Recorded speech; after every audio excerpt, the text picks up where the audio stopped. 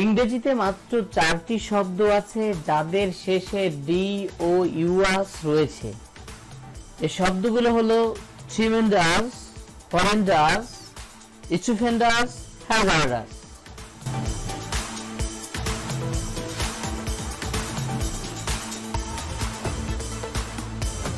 Lollipop হলো সবচেয়ে বড় ইংরেজি শব্দ যা কিবোর্ডে লিখতে শুধু ডান হাত ব্যবহৃত হয়, অর্থাৎ ললিপপ শব্দটি কিবোর্ড দিয়ে লিখলে বাম হাতের আদৌ কোনো ব্যবহার নেই।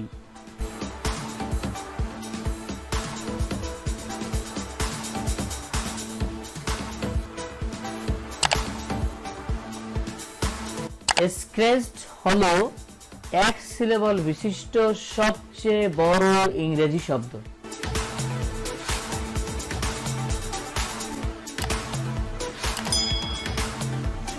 আন্ডারগ্রাউন্ড এই শব্দটি আমরা সবাই কম বেশি জানি, কিন্তু আমরা কি লক্ষ্য করেছি এটি হচ্ছে এমন একটি শব্দ যার প্রথম 3টি অক্ষর ইউএনডি শব্দের শেষেও কিন্তু রয়েছে।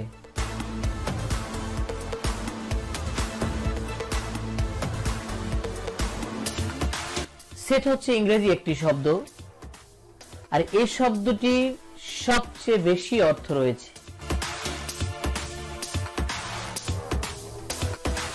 দেয়ার ইন এমন একটি শব্দ যা থেকে কোনো রকম সাজানো ছাড়াই 10টি নতুন শব্দ তৈরি করা যায়, যেমন THE একটি শব্দ, THERE হয়ে গেল আরেকটা শব্দ, হি মানে সে আরেকটা শব্দ, IN হলো একটি প্রিপজিশন, REIN আরেকটি শব্দ, হা মানে তার আরেকটি শব্দ, হিয়া মানে এখানে আরেকটি শব্দ, ERE আরেকটি শব্দ, দেয়ার ইন পুরোটাই একটা শব্দ, সে দিলে হিয়া ইন আরেকটি শব্দ।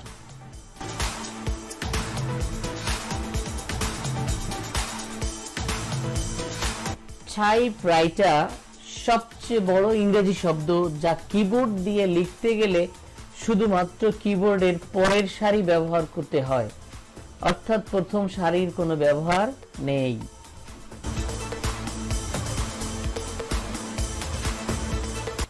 ইনডিভিজিবিলিটি, আমরা বলছি ইনডিভিজিবিলিটি এমন একটি শব্দ যাতে একটি মাত্র ভাওয়াল অর্থাৎ আই ভাওয়ালটি 6 বার রয়েছে।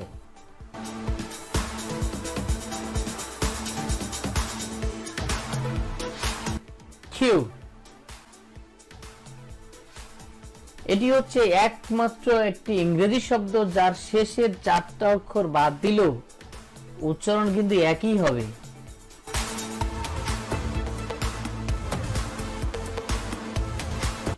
বুক কিপার শব্দটি কেই বা না জানে, তবে মজার ব্যাপার হচ্ছে বুক কিপার শব্দটিতে 3টি অক্ষর 2 বার করে রয়েছে। অক্ষর বা লেটার 3টি হচ্ছে ডবল ও, ডবল খেই, জবলি, অর্থাৎ ও খেই ও ই 2 বার করে রয়েছে। আরো মজার ব্যাপার হচ্ছে এই অক্ষর 3টি কিন্তু পাশাপাশি রয়েছে।